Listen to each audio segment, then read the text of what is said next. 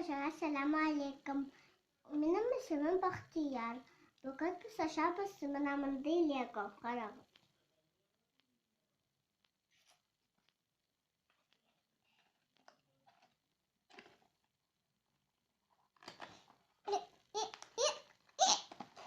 Oh.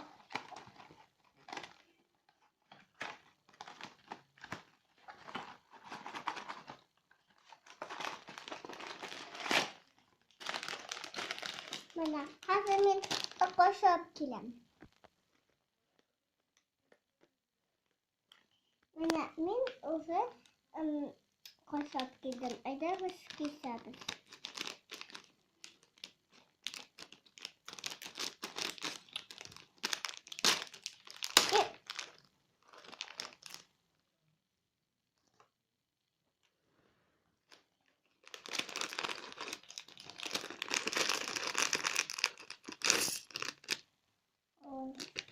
Şöyle kupmanda. Eder biz instruksiyonu koruyuz. Birinci. Şöyle oldu.